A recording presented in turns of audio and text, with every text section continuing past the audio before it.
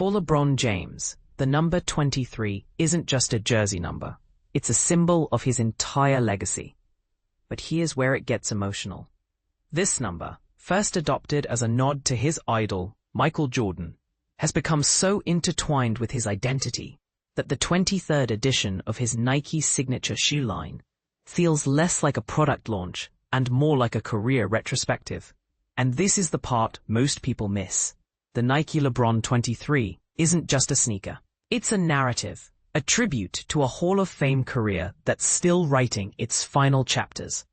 From the shimmering gold Uncharted colorway, celebrating LeBron's unprecedented 40,000 career points, to the Miami Twice edition, honoring his back-to-back championships with the Heat. Each of the 23 versions tells a story. But here's where it gets controversial. The sneaker's dramatic ad campaign has sparked speculation that this could be James's final season before retirement. Is this the beginning of the end, or just another chapter in his evolving legacy? Let's dive in. Of course, a LeBron shoe wouldn't be complete without top-tier performance. The Nike LeBron 23 features a full-length ZoomX midsole for lightweight cushioning and energy return, paired with a new crown containment system for stability during high-intensity play.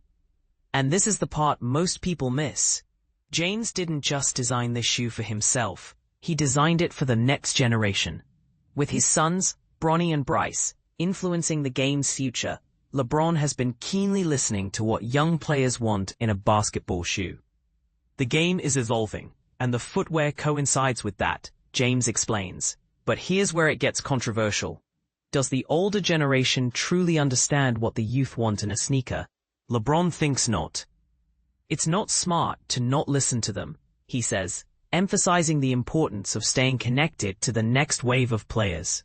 During his Forever King tour in China, where he's launching the shoe, James sat down with GQ to discuss everything from the LeBron 23 to his golf handicap. When asked if the shoe turned out as special as he'd hoped, LeBron's answer was unequivocal. Yeah, I think so. Year 23, big moment for me. It's the number I've worn pretty much my whole life, ever since I picked up a basketball. But what about the technology? LeBron admits there's a fine line between innovation and practicality. For me, the technology has come a long way, and my game has changed too. I want those things to mesh together, he says.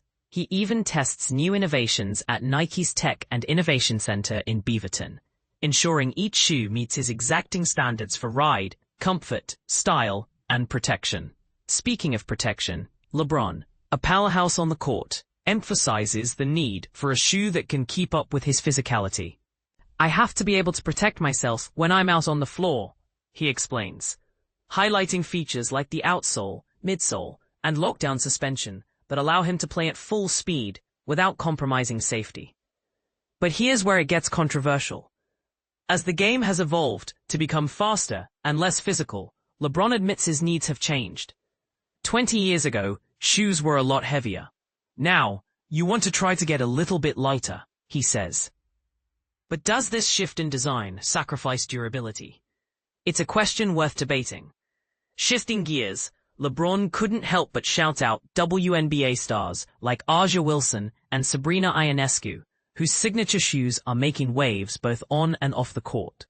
It's one big family, he says, praising their impact on the game and their ability to inspire the next generation.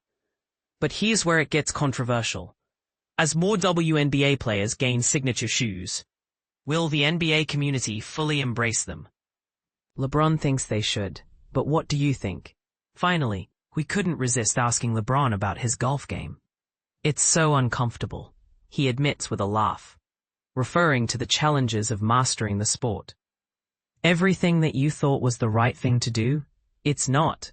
It does not apply to golf at all. But despite the frustration, he's hooked. It's fun, man, to just be out in the open with a group of friends. Seeing if we can be as great as we can be on something that you can't even try to master. So, what's his handicap? LeBron estimates it's in the 20s, though his chief of staff, Randy Mims, jokingly insists it's closer to 14 or 15. But here's where it gets controversial. Does LeBron's competitive nature on the basketball court translate to the golf course? And if so, is he taking the game too seriously? Let us know in the comments. We're curious to hear your take.